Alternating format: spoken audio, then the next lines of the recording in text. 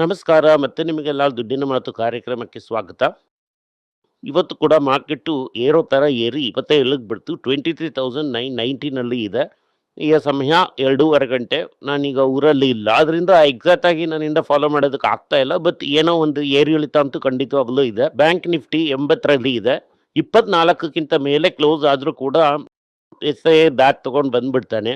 Definite ಆಗಿ sales ಇರುತ್ತೆ. Definite ಆಗಿ ಮಾರ್ಕೆಟು ಇರುತ್ತೆ. ಅದರಿಂದ ಮಾರ್ಕೆಟಲ್ಲಿ ಈ ಬೌನ್ಸ್ ಸಿಕ್ಕಿರೋದು, ಈ ಬೌನ್ಸು ನಮಗೆ ಲಕ್ಕಿ ಬೌನ್ಸು.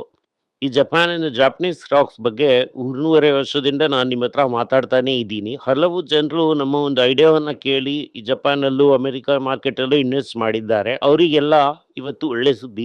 ಜಪಾನ್ ಮಾರ್ಕೆಟು ಮೊದಲನೇ ಸಲ 70,000 ದಾಟಿದೆ. ನಾವು ಹೇಳ್ತೀವಲ್ಲ 50 ವರ್ಷದಲ್ಲಿ 100 ವರ್ಷದಲ್ಲಿ ಮೊದಲನೇ ಬಾರಿಗೆ ಅಂತ. ಆ ರೀತಿ ಮೊದಲನೇ ಬಾರಿಗೆ ಹಿಸ್ಟ್ರಿನಲ್ಲಿ 70,000 ದಾಟಿದ್ದಾರೆ. ನಾವು ಅದನ್ನ ಹ್ಯಾಪಿಯಾಗಿ ಆಚರಿಸೋಣ. ನಾವು ಜಾಪನೀಸ್ ಸ್ಟಾಕ್ಸ್ ನ ತುಂಬಾ ತಗೊಂಡಿಟ್ಟಿದ್ದೀವಿ. ನಾವು ಈ ವಾರನ್ ಬಫೆಟ್ ತಾತ ಎಲ್ಲ ನಾವು ತುಂಬಾ ಜಾಪನೀಸ್ ಸ್ಟಾಕ್ಸ್ ನ ತಗೊಂಡಿಟ್ಕೊಂಡಿದ್ದೀವಿ. ಅದರಿಂದ ನಮ್ಗೆ ಇದು ಶುಭ ಸುದ್ದಿ. ಜಾಪನೀಸ್ ಸ್ಟಾಕ್ಸ್ ಯಾಕೆ ಇವತ್ತು ಏರ್ತು? ಯಾಕಂದ್ರೆ ಫೈನಲ್ ಆಗಿ ಅವರಿಗೆ ಹಿಡಿದಂತ ಪೀರೆ ಬಿಟ್ಟು ಹೋಗಿದೆ.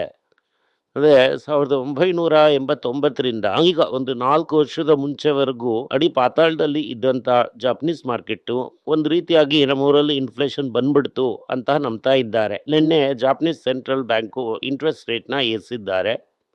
1995ರಿಂದ ಅಂದ್ರೆ 31 ವರ್ಷ ಆದ್ಮೇಲೆ ಈಗ ತಾನೇ ರೇಟು 1% ಅಷ್ಟು ಬಂದಿದೆ.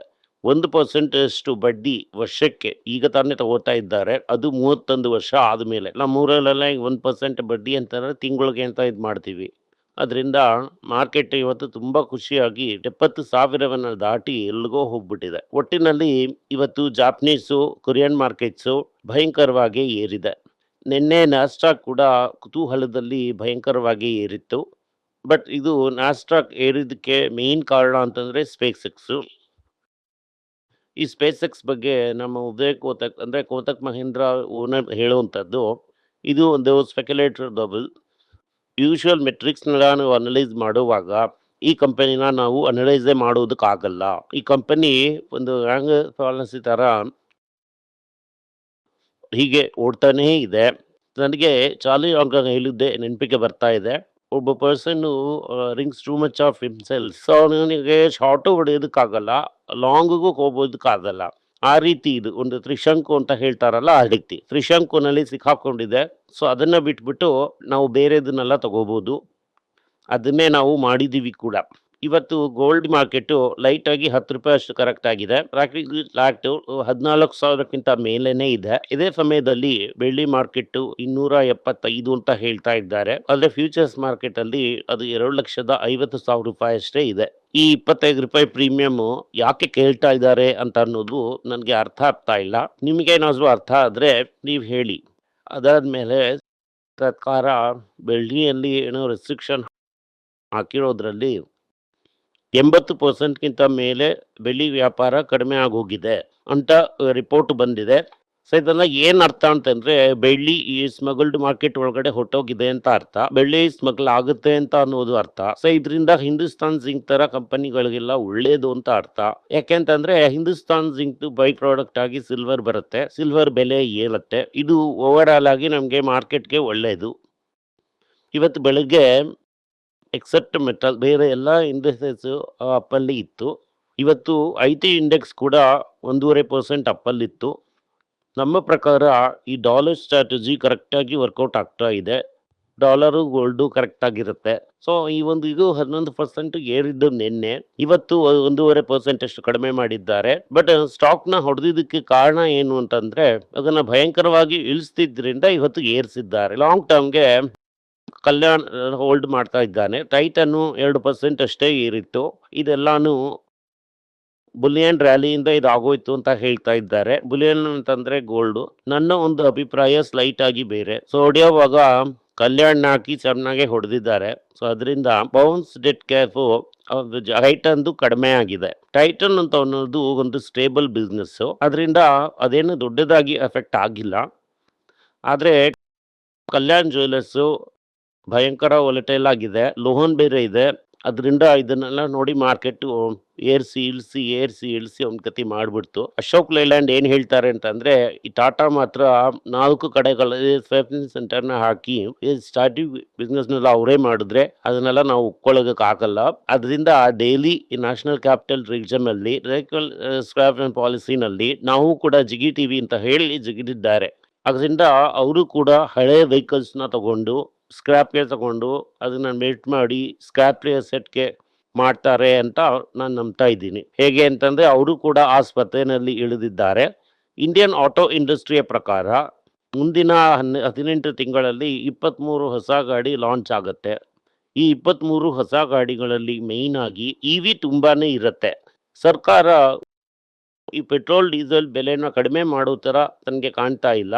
ಒಂದ್ಸಲ ಏರಿದ್ರೆ ಅದು ಏರ್ದಾಗೇನೆ ₹100 ಅಂದ್ರೆ $200 ಇಂದ $83 ವರೆಗೂ ಕಡಿಮೆ ಆಗ್ಬೇಕು. ನಾವು ಸರಿಯಾಗಿ ಮುಂಚೆ ಏರ್ಸಿಲ್ಲ, ಏರ್ಸ್ಬೇಕಾದಂತ ಲೆವೆಲ್‌ಗೆ ಏರ್ಸಿಲ್ಲ. ಅದರಿಂದ ಈಗ ನಮ್ಮಿಂದ ಕಡಿಮೆ ಮಾಡೋದಿಕ್ಕೆ ಆಗಲ್ಲ ಅಂತ ಹೇಳಿ ₹100 ಅದು ಇರುತ್ತೆ. ಅದರಿಂದ ಈಗ ಸದ್ಯಕ್ಕೆ ಇವಿ ವೆಹಿಕಲ್ಸ್ ಡಿಮ್ಯಾಂಡ್ ಏರುತ್ತೆ. ಎಸ್ಪೆಷಲಿ ಟೂ ವೀಲರಲ್ಲಿ ಇವಿ ಚೆನ್ನಾಗಿ ತನ್ನ ಧ್ವಜವನ್ನ ಹಾರಿಸುತ್ತೆ. ಫೋರ್ ವೀಲರಲ್ಲಿ ಲೋವರ್ ಮಾಡೆಲ್ಸ್ ಅಲ್ಲಿ ತುಂಬಾ ಕಡಿಮೆ ಇರೋದ್ರಿಂದ ಪೆನೆಟ್ರೇಷನ್ ಸ್ವಲ್ಪ 10% ಇವಿ ಪೆನೆಟ್ರೇಟ್ ಆಯ್ತು ಅಂತಂದ್ರೆ ನಮ್ಗೆ ಲಕ್. ಯಾವ್ದ್ರಲ್ಲಿ? ಕಾರ್ಸ್ ಅಲ್ಲಿ.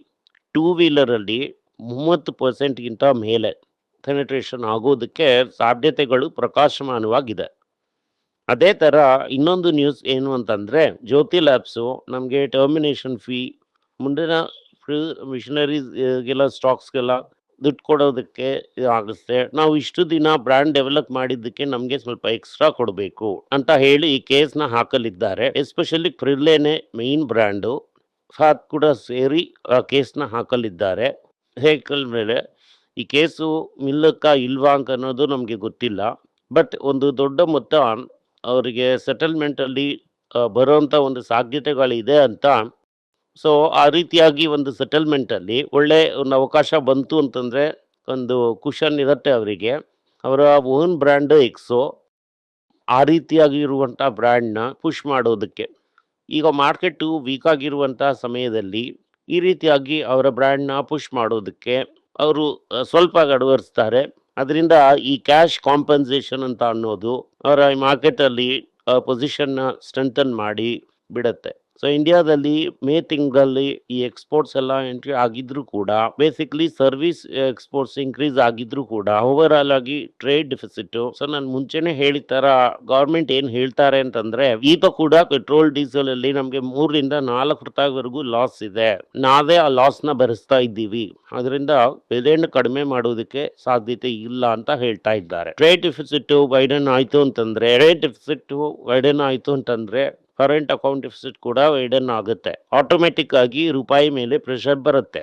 ನಾವು ಏನೇ ಜಿಮ್ನಾಸ್ಟಿಕ್ಸ್ ಟ್ರೈ ಮಾಡಿ ₹94.50 ಇಟ್ಟರೂ ಕೂಡ 100 ಬಾರಿಸೋದಂತೂ ಖಂಡಿತ. ಅದು ಎಷ್ಟು ದಿನದಲ್ಲಿ ಬಾರಿಸುತ್ತೆ ಅಂತ ಅನ್ನೋದೇ ಮುಖ್ಯ. ಇರೋದನ್ನ ಈಗಲೇ ಟಕ್ಕಂತ ಬಿಟ್ರೆ ಅಟ್ಲೀಸ್ಟ್ ಎಕ್ಸ್ಪೋರ್ಟ್ ಆದ್ರೂ ಇರುತ್ತೆ. ನೀವು ನಿಧಾನವಾಗಿ ಡಿಲೇ ಮಾಡ್ತಾ ಇದ್ರೆ ಹೊರಗಡೆ ಈ ಪ್ರಮೋಟರ್ಸ್ ಎಲ್ಲ ಅಂಡ್ ಈ VC ಫಂಡ್ಸ್ನೆಲ್ಲ ಹೊರಗಡೆ ತಗೊಂಡು ಹೋಗ್ಬಿಡ್ತಾರೆ.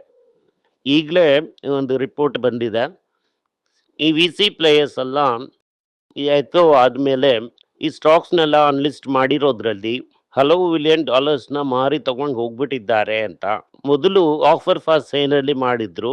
ಈಗ IPO ಮುಗಿದ ಮೇಲೆ ಈ ಲಾಸ್ ಮೇಕಿಂಗ್ ಸ್ಟಾಕ್ಸ್ ಎಲ್ಲ ಮಾರ್ಬಿಟ್ಟು ಹೋಗ್ತಾ ಇದ್ದಾರೆ. ಸೋ ಫಾರ್ ಈ ಒಂದು 2-3 ತಿಂಗಳಲ್ಲಿ $18,000 ಕೋಟಿಯಷ್ಟು ಸ್ಟಾಕ್ನ ಮಾರಿ ತಗೊಂಡು ಹೋಗಿದ್ದಾರೆ. ಒಂದು $7 ಬಿಲಿಯನ್ ಅಷ್ಟು ದುಡ್ಡು ಈ VC ಕ್ಯಾಪಿಟಲ್ ಫಂಡ್ ಅಲ್ಲಿ ಹೊರಗಡೆ ಹೋಗಿದೆ. ಎನ್ವಿಡಿಯಾಗೆ ದುಡ್ಡಿನ ಅಭಾವ, ಈ ಪ್ರಾಫಿಟ್ಸ್ ಇಂದ ಅಲ್ಲಿಗೆ ಬರೋದು ಜನರೇಟ್ ಮಾಡೋದು ಇದೆಲ್ಲ ಸಾಕಾಗ್ತಾ ಇಲ್ಲ. ಅದರಿಂದ 6 ವರ್ಷ ಆದಮೇಲೆ ಎನ್ವಿಡಿಯಾ ಫಸ್ಟ್ ಟೈಮ್ $20 ಬಿಲಿಯನ್ ಬಾಂಡ್ಸ್ನ ಹಾಕಲಿದ್ದಾರೆ. ಈ ಬಾಂಡ್ಸ್ ಮುಖಾಂತರ ತಿರ್ಗಾ ರೊಟೇಷನ್ ಅಲ್ಲಿ ಬಿಡಲಿದ್ದಾರೆ. ನಮ್ಮ ಪ್ರಕಾರ ಈ ಸ್ಪೇಸ್ ಎಕ್ಸೇ ಆಗಲಿ ಆಂಟರ್ಪಿನೇ ಆಗಲಿ ಎರಡು ವಿಧವಾಗಿ ಆಗಿ ಇಟ್ಟಿದ್ದೀವಿ. ನಾವೇ ಈ ಗೂಗಲ್ನ ಕನ್ಸಿಡರ್ ಮಾಡಿದ್ದೀವಿ. ಎರಡನೇದಾಗಿ ಗೂಗಲ್ ಹೆವಿಯಾಗಿ ನಾವು ಈ ವಾರೆಂಟ್ ಬಫೆಟ್ ತಾತನ ಇಟ್ಟಿದ್ದಾರೆ. ಈಗ ಕೂಡ ಇದರಲ್ಲಿ $10 ಬಿಲಿಯನ್ ಮೇಲೆ ಎಕ್ಸ್ಟ್ರಾ ಹಾಕಿ ಇಟ್ಟಿದ್ದಾರೆ. ಅದರಿಂದ ಸ್ಪೇಸ್ ಎಕ್ಸ್ಗೆ ನಮಗೆ ಡೈರೆಕ್ಟ್ ಆಗಿ ಬರುತ್ತೆ.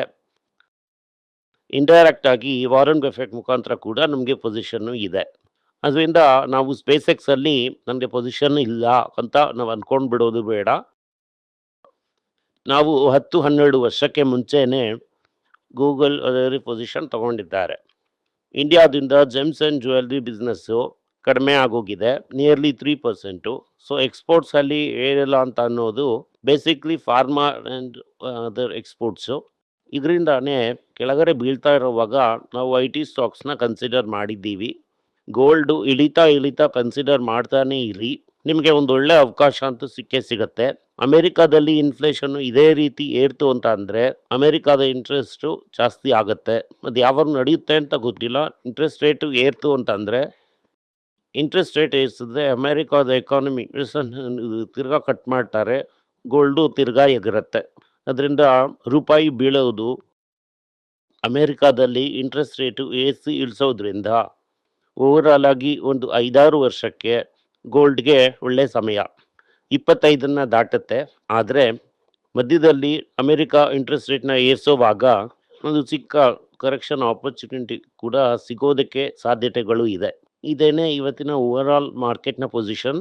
ಧನ್ಯವಾದಗಳು. ವಿಡಿಯೋ ನಿಮಗೆ ಇಷ್ಟ ಆಗಿದ್ದರೆ ವಿಡಿಯೋನ ಲೈಕ್ ಮಾಡಿ, ನಮ್ಮ ಚಾನಲ್ನ ಸಬ್ಸ್ಕ್ರೈಬ್ ಮಾಡಿ, ಬೆಲ್ ನೋಟಿಫಿಕೇಷನ್ ತಟ್ಟಿ. ಈ ವಿಡಿಯೋನ ಸಾಧ್ಯ ಆದರೆ ನಿಮ್ಮ ಸಂಬಂಧಿಕರಿಗೂ ಸ್ನೇಹಿತರಿಗೂ ಕಳಿಸಿ, ಅವರಿಗೂ ನೋಡೋದಕ್ಕೆ ಹೇಳಿ. ಧನ್ಯವಾದಗಳು. ಎಲ್ಲರಿಗೂ ನಮಸ್ಕಾರ. ಮಕ್ಕಳಿಗೋಸ್ಕರ financial literacy money for nothing ಅಂತ 2ನೇ ಪಾರ್ಟು. ಇದರಲ್ಲಿ ಚೆಕ್ ಬರೆಯೋದು ಹೇಗೆ, ಡೆಪಾಸಿಟ್ ಸ್ಲಿಪ್ ಬರೆಯೋದು ಹೇಗೆ, ಇದು ಹೇಗೆ ಬಂದಿದೆ, ಆಟರಿಂದ ಡಿಮಾನಿಟೈಸೇಷನ್ ವರೆಗೂ ಎಲ್ಲವನ್ನು ಕವರ್ ಮಾಡಿದ್ದೀವಿ. 12 ವರ್ಷದ ಮಕ್ಕಳಿಗೆ ಇದು ತುಂಬಾ ಯೂಸ್ಫುಲ್ ಆಗಿರುತ್ತೆ. ಈ ಬುಕ್ ಈಗ ಸದ್ಯಕ್ಕೆ ಸ್ಪೆಷಲ್ ಪ್ರೈಸ್ ಅಲ್ಲಿ 450 ರೂಪಾಯಿಗೆ ಕೊಡ್ತಾ ಇದ್ದೀವಿ. ಇದನ್ನ ಯೂಸ್ ಮಾಡ್ಕೊಳ್ಳಿ. ಧನ್ಯವಾದಗಳು. ದುಡ್ಡಿನ ಮಾತು ವೆಬ್ಸೈಟ್ ನ ಸಬ್ಸ್ಕ್ರೈಬ್ ಮಾಡಿ. 1 ವಾರಕ್ಕೆ 4 ಪ್ರೀಮಿಯಂ ಆರ್ಟಿಕಲ್, ಆರ್ಟಿಕಲ್ಸ್ ಒಂದು 10-15 ನಾವು ಹಾಕ್ತಾ ಇದ್ದೀವಿ. ಇದರ ಸಬ್ಸ್ಕ್ರಿಪ್ಷನ್ 1 ತಿಂಗಳಿಗೆ 99 ರೂಪಾಯಿ ಅಷ್ಟೇ. ಹೇಳುವಂತ ಕಾನ್ಸೆಪ್ಟ್ಸ್ ನ ಗ್ರೇಟ್ ಆಗಿ ಎಕ್ಸ್ಪ್ಯಾಂಡ್ ಮಾಡಿ ಇದನ್ನ ಓದಿದ್ರೆ ನಿಮ್ಗೆ ತುಂಬಾ ಯೂಸ್ಫುಲ್ ಆಗಿರುತ್ತೆ. ಧನ್ಯವಾದಗಳು. ನಮಸ್ಕಾರ. ಮಕ್ಕಳಿಗೋಸ್ಕರ ಒಂದು ಬುಕ್ ನ ಲಾಂಚ್ ಮಾಡಿದ್ವಿ, ಅದು ತುಂಬಾ ಸಕ್ಸಸ್ಫುಲ್ ಆಗಿದೆ. ಯಾರಿಗೆಲ್ಲ ಆ ಬುಕ್ ಬೇಕೋ ನಮ್ಮ ಟೀಮ್ ನ ಕಾಂಟ್ಯಾಕ್ಟ್ ಮಾಡಿ. ಕೆಳಗಡೆ ಇರುವಂತ ನಂಬರ್ ಅಲ್ಲೂ ವೆಬ್ಸೈಟ್ ಅಲ್ಲೂ ನೀವು ನಮ್ಮನ್ನ ಕಾಂಟ್ಯಾಕ್ಟ್ ಮಾಡಿದ್ರೆ ನೀವು ಆ ಬುಕ್ ನ ತಗೋಬಹುದು. ಬೇರೆ ನಮ್ಮ ಬುಕ್ ಗಳು ಕೂಡ ಅವೈಲೇಬಲ್ ಆಗಿದೆ. ಇದನ್ನ ನಮ್ಮ ವೆಬ್ಸೈಟ್ ಮುಖಾಂತರನೂ ತಗೋಬಹುದು. ಕೆಳಗಡೆ ಇರುವಂತ ವಾಟ್ಸ್ಆಪ್ ನಂಬರ್ಗೆ ಮೆಸೇಜ್ ಮಾಡಿ ಕೂಡ ತಗೋಬಹುದು. ನಿಮಗೆ ಏನಾದ್ರೂ ಸಂದೇಹ ಇದ್ದು ನನ್ನನ್ನು ಕಾಂಟ್ಯಾಕ್ಟ್ ಮಾಡಬೇಕು ಅಂತ ಅನ್ಕೊಂಡ್ರಿ ಅಂದ್ರೆ ಸ್ಕ್ರೀನ್ ಮೇಲೆ ಬರ್ತಾ ಇರುವಂತ ಮೇಲ್ ID ಗೆ ಮೆಸೇಜ್ ಮಾಡಿ, ನಮ್ಮ ಟೀಮ್ ನಿಮ್ಮನ್ನ ಕಾಂಟ್ಯಾಕ್ಟ್ ಮಾಡ್ತಾರೆ.